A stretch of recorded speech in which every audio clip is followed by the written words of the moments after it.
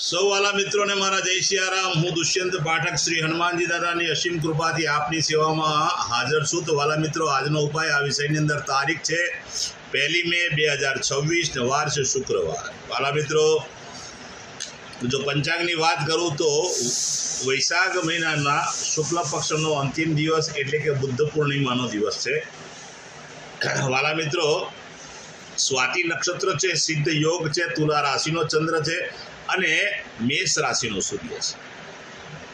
અશુભ સમયની જો વાત કરું તો રાહુકાળ સવારે 10:47 થી 12:24 સુધી છે અને યમઘંટ બપોરે 3:39 થી સાંજે 5:16 સુધી છે। આ બંને સમય અશુભ સમય કહેવાય। અશુભ સમયની અંદર શુભ કાર્ય શુભ યાત્રા ન થાય। શુભ કાર્ય શુભ યાત્રા કરવા માટે કોઈ સારું ચોકડિયું સારું મુહૂર્ત લેવું જોઈએ, જેમાં ઉત્તમ અભિજીત મુહૂર્તનો સમય સવારે 11:58 થી બપોરે 12:50 સુધી છે।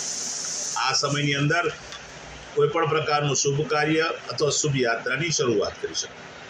વાલા મિત્રો, વાત કરીશું આજના ઉપાયની। તો આજના ઉપાયની અંદર વહેલી સવારે નાહવા માટે બેસો ત્યારે 1 કટોરીમાં 50 ગ્રામ જેટલું દૂધ લઈ એની અંદર 1 ચમચી હળદર નાખી એની પેસ્ટ બનાવવાની।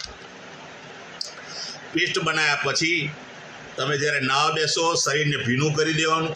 શરીર ભીનું થઈ ગયા પછી પેલી જે પેસ્ટ હોય તે શરીર ઉપર લગાડી દેવાની બધી જ જગ્યાએ। માથાના વાળમાં ને પગના તળિયામાં લગાડવાની નથી। બસ આટલું જ કાર્ય કરવાની જરૂરિયાત છે। ત્યાર પછી તમારે સ્નાન કરવું।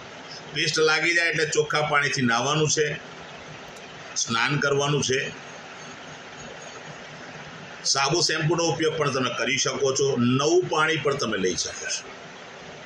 સ્નાન થઈ ગયા પછી તમે અંડરગાર્મેન્ટ્સ પહેરો અને બહારના કપડાં પહેરો ત્યારે તમારી પાસે જે કંઈ પણ સેન્ટ હોય સ્પ્રે હોય તે તમારા કપડાં પર યુઝ કરવાનું છે। બને એટલું સેન્ટ અને સ્પ્રે તમારા કપડા ઉપર છાંટજો।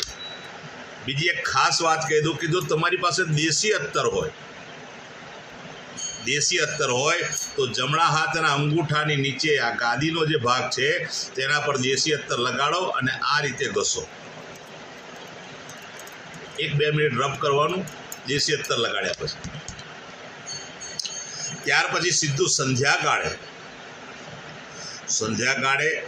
પશ્ચિમ દિશા તરફનું મુખ રાખવાનું। શ્રી હનુમાનજી દાદાને 1 કાગભૂષણની રામાયણજીનો પાઠ અને 1 હનુમાન ચાલીસાનો પાઠ દાદાને અર્પણ કરવો અને રાત્રે સૂતા પહેલા ઓમ કૃષ્ણાય વાસુદેવાય હરે પરમાત્મને પ્રણત ક્લેશ નાશાય ગોવિંદાય નમઃ આ મંત્ર યથાશક્તિ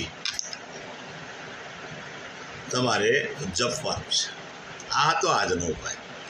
જે મારા વાલા મિત્રનો જન્મદિવસ 1 મે 2026 અને શુક્રવારના દિવસે છે તેવા બધા જ વાલા મિત્રોને સૌપ્રથમ તો જન્મદિવસની શુભકામના। શ્રી હનુમાનજી દાદા તમારી મનોકામના પૂર્ણ કરે, બલબુદ્ધિને વિદ્યા આપે, તમારું અને તમારા પરિવારનું રક્ષણ કરે। ઉપાયના ભાગરૂપે મેં કહ્યું તે પ્રમાણે સ્નાન કરવાનું છે અને મેં કહ્યું તે પ્રમાણે તમારે સેન્ટ સ્પ્રેનો અથવા અત્તરનો ઉપયોગ કરવાનો છે। ત્યાર પછી ગૌશાળાએ જવાનું છે, ગાયોની સેવા કરવાની છે, ગાયોને લીલું ઘાસનું દાન આપવાનું છે। તમારે ત્યાં જે ભોજન બન્યું તે ભોજન ગાયોને અર્પણ કરવું। ત્યાર પછી સંધ્યાકાળ થાય ત્યારે કોઈ પણ ખાંડની બનેલી વસ્તુ એ નાના બાળકોને, જરૂરિયાતમંદ વ્યક્તિઓને, શ્રમિકોને, વૃદ્ધોને, વડીલોને બધાને વહેંચજો। તમારી પાસે કોઈ મીઠાઈ ના હોય તો તમે ખાંડ પણ આપી શકો અને તમારી પાસે સગવડ હોય તો ખાંડમાંથી બનેલા સફેદ રંગના પતાસા પણ તમે વેચી શકો। પતાસા ન મળે તો તમે મીઠાઈ વેચી શકો અને એનાથી પણ વધારે સારો ઉપાય ગુલકંદ। જો ગુલકંદ તમે વેચશો તો તમને બહુ જ સારું પરિણામ મળવાનું છે। જે મારા વાલા મિત્રની મેરેજ એનિવર્સરી 1 મે 2026 ને શુક્રવારના દિવસે તે બધા જ વાલા મિત્રો સવારે સ્નાન કરી વડીલોના ચરણ સ્પર્શ કરી આશીર્વાદ મેળવી લે। ત્યાર પછી ગૌશાળાએ જાય, ગાયોની સેવા કરે, ગાયોને લીલું ઘાસનું દાન આપે, પોતાના ઘરે જે ભોજન હોય તે ભોજન ગાયોને અર્પણ કરે અને ત્યાર પછી કોઈ પણ વૃદ્ધાશ્રમમાં, અનાથાશ્રમમાં, વિધવા આશ્રમમાં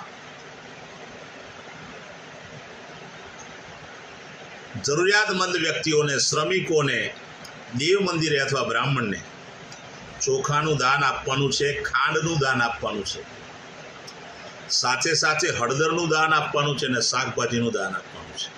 બસ આટલું આપી દો, આખું વર્ષ પતિ અને પત્નીનો બહુ ઉત્તમ રીતે પસાર થશે. મારા બધા જ વિડીયો યુટ્યુબ પર હોય છે. મારી યુટ્યુબની ચેનલનું નામ છે દુષ્યંત પાઠક. મારી ચેનલને સબસ્ક્રાઈબ કરજો અને બેલ આઇકન અવશ્ય દબાવજો. હું નિયમિત એક વિડીયો મૂકું છું.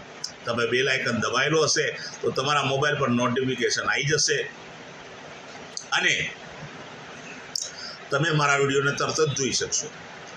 મારું ઇન્સ્ટાગ્રામ અને મારું ફેસબુકનું પેજ છે, એનું નામ પણ દુષ્યંત પાઠક છે.